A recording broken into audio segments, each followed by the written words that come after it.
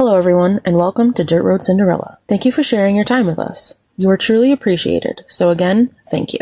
Okay, I have a bit of stuff to go through today, so let's get right to it with this shop card from Jason of Glastonbury Designs and Hobbies. If you don't know Jason, please go check out his channel. He is a very clean builder. Recently, he weathered a Ford Courier that came out really nice. I think it was a Courier anyway. I love this little brat on his shop card. They are such cool cars. Thank you for the kind words on the back. Jason, I really appreciate it. Here in the bottom corner is his email. You can pause this to write it down if you'd like. Please give Jason a sub if you see something you like and tell him Tiffany sent you. Moving right on, I want to give you a quick update on the 47 Chevy that I am building as a buddy build with Jason of the Blue Ox Model Shop. I am sure most of you already know Jason if you are following me. If you don't, you are really missing out. You can also catch him on the Sunday Build Show with Mikey, the Scale Model Outlaw. It's just a bunch of guys hanging out building models, but it is always good for a laugh and to learn a few things. I had a major mishap last week with the paint on this car. I had applied the base color and then put a top coat on the bottom half. I was taping it up to lay the top color and the tape pulled the top coat right off. I should mention I have done two-tones before and never had a problem. However, all my previous two-tone projects I always use the same brand of materials, typically scale finishes over scale finishes. This time I did not do that and I am paying for it. Lucky for me, my editor was able to strip the paint off the body in just a few minutes for me. I will now resand it and then shoot the primer again. The way you see it setting is super close to the actual ride height, almost like an old tail dragger from back in the day. I have the interior together and ready to go. The dash was painted copper and the rest is two-tone dark sable and dark leather. I applied UV resin over the gauges when I was finished, which always seems to make them look better. The mason jar is drying and will be installed shortly. Oh, and the entire bottom of the body was painted copper also. Dark sable and copper was my original two-tone idea. I am too low on dark sable to repaint the car that color, so I'm going to have to pivot on that. I believe I am just going to paint the body gloss black where I was going to put the dark sable. The engine is a VCG 409 weekend wrencher with scratch-built brass headers. I painted them and the valve covers copper along with the water pump. The timing cover and fuel pump I painted chrome with Fusion Firm. I want to thank Jason for being patient with me because I know he is so far ahead of me. So thank you, sir. I am sticking to it and still making progress. At the time of this video, the car has been primed and painted. I have also sprayed 2K clear on it and will untape the top later today and prepare for the final color. Which reminds me, the 2K will dull out most chrome paint, and it will with the Fusion Firm as well, but it did not dull out the copper at all when I applied it to the engine.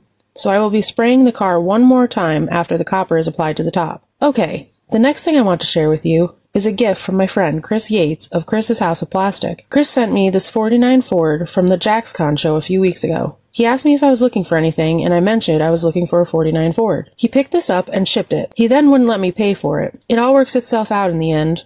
I bought him a kit and sent it to him to say thank you. The 49 Ford is a very unique looking car, I think, and I have never built one. Thank you so much for this, Chris. There is a cool gasser option in this kit, and I'm thinking of something more stock, or at least stock looking. The great thing about these kits that you can build multiple ways is there are always cool parts to add to the parts hoard. I truly appreciate this, Chris. You rock, sir. Chris is a great guy and a fairly close friend of my family and I. Please give him a sub if you haven't already. He is a good builder and improving in leaps and bounds all the time, which is awesome. You may remember a few weeks ago, I showed a new knife and said I would let y'all know what I thought of it at a later date. Well, that later date is now. As you see, I bought a second one, which means I approve of this knife. It takes a standard numbered 11 blade, and the handle makes it easier to hold and control, especially for those of us with arthritis in our hands. The other thing I love about these handles is that they are not round, which means they don't roll all over your desk each time you lay it down. The Excel blades that come in them are very sharp, and I like them a lot. All in all, I think these are very nice. Pressing on, we come to the 3D parts of this video, which is my VCG goodie box. Digging right in, we find some ramps,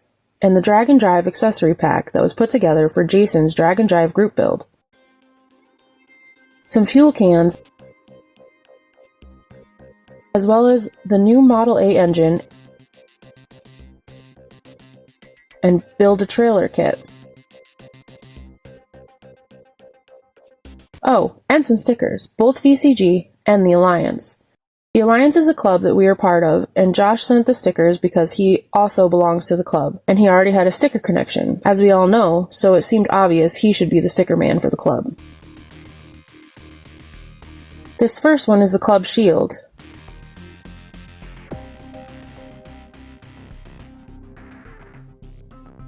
The second one is our other club logo. The glue bottle is lovingly referred to as Stabby McStabberson, who has become our mascot. Carrie Ann, our daughter and my editor, was also the creator of these logos. These stickers are awesome, Josh, thank you. He sent a set for me and a set for my editor, who is also a member. Then we got a nice large VCG sticker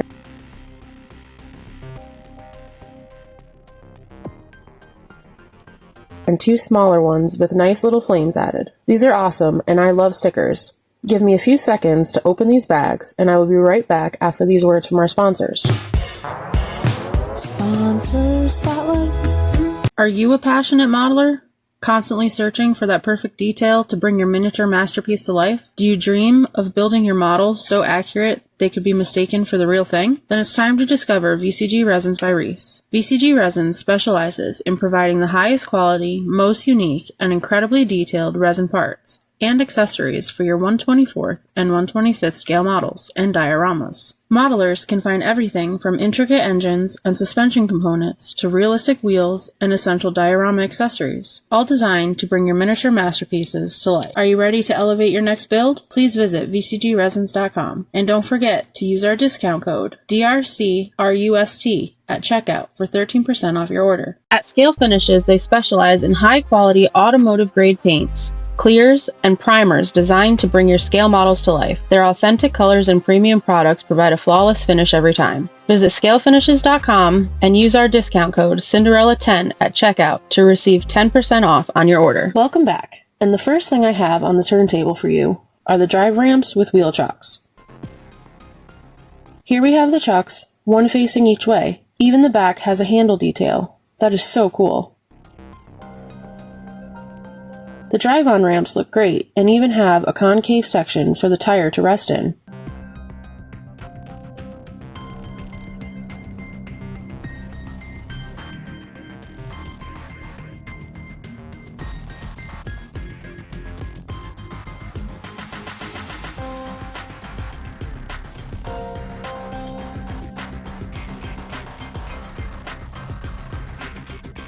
Next is the drag and drive accessory pack that was put together for Jason of KRD's group build. First, there are the cups with lids so your driver can stay caffeinated. The cups are 2 different sizes. Then there is a nice laptop, baseball cap, and bucket hat. These would all make great details for any build.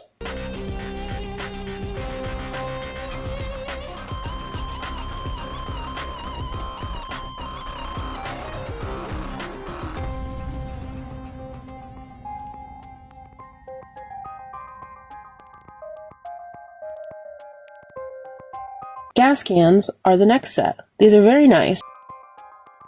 A jerry can and a plastic gas can.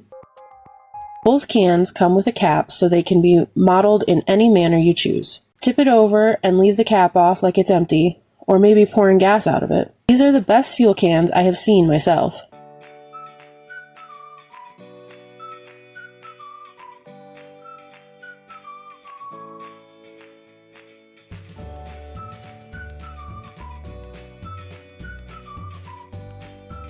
Next up is the Build a Trailer Kit. I believe all of this stuff either is or would be perfect for Jason's build. I wanted this kit because I have some plans in mind for another build. Pretty much everything you need to build a trailer is here except for the framework. First, there is the tongue of the trailer with a hitch. Then a pair of fenders as well as wheels and tires. Next is the trailer jack and leaf springs, as well as the axle hubs, which are here and here, one facing each way so you can see both sides. There are also 2 different axle options, which is great. These last 2 little pieces, I am not sure what they are, but I will figure it out as I build my trailer. This is a really handy kit for those who want to scratch build, but maybe not every part.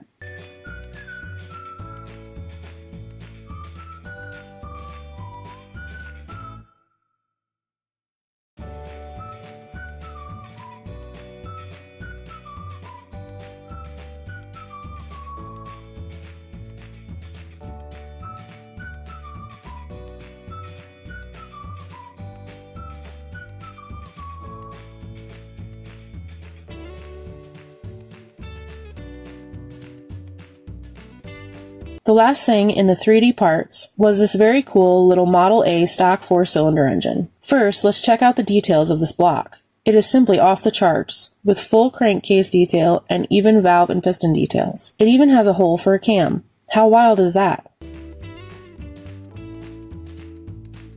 And here is the insanity. There is a camshaft, so don't forget to install it.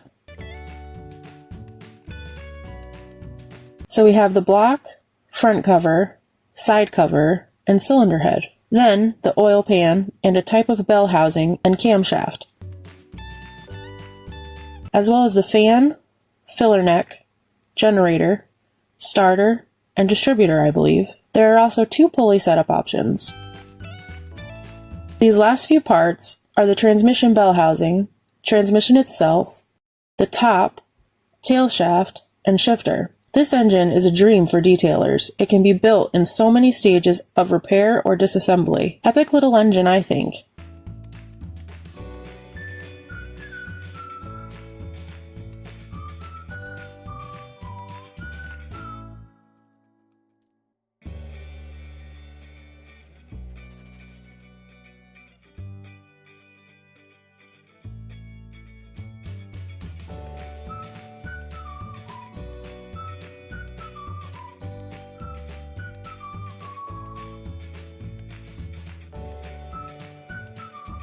Here are some of the smaller parts, starting with the intake and exhaust manifolds. There are also a bunch of other small parts, one of which I believe is the carburetor, and I also see a water pump, but I am unsure of the rest.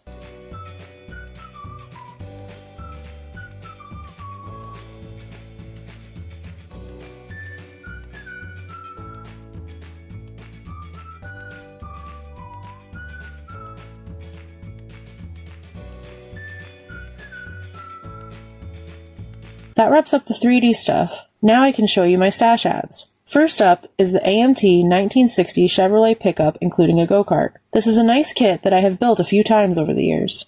I built it once for a fellow modeler who was suffering from cancer. On that build, I inverted the rear bumper by mistake, then decided to let the dual exhaust exit there. It worked great and I always wanted to do it again, so here's my chance.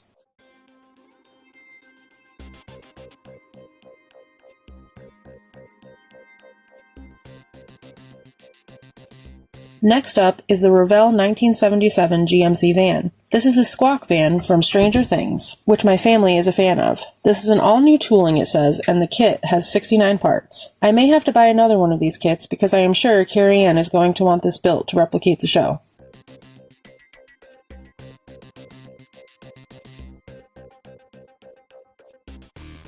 And what catches my eye is this bench inside. It makes me want to build one as a mobile model bench. I hear the sliding door is functional, which will be cool. With only 69 parts, I expect it to be an easy build. After the van is the Revell High Roller 85 GMC Jimmy. I love these trucks as they are all my mom drove when I was growing up. To me, they are timeless. And with 175 parts, this may take a little longer to build than the van with only 69.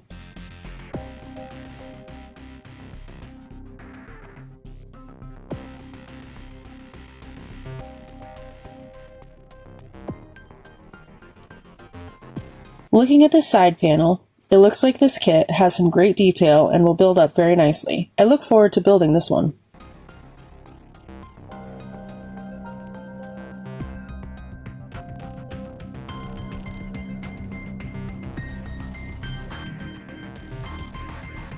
The last kit I bought was the same kit I sent to Chris, saying thank you for the 49. I don't know what it is about this little high roller Chevy love truck, but I love it. I owned a 72, but it wasn't 4-wheel drive. A family friend had a California edition that was 4-wheel drive. It was such a cool little truck. Maybe I can get Chris to buddy build this with me when I get around to building it. This one was 74 parts and it comes with a small block V8. On the box, it looks to sit a little low in the rear. I will keep an eye out for that. I would drive the wheels off this thing. It's just so cool.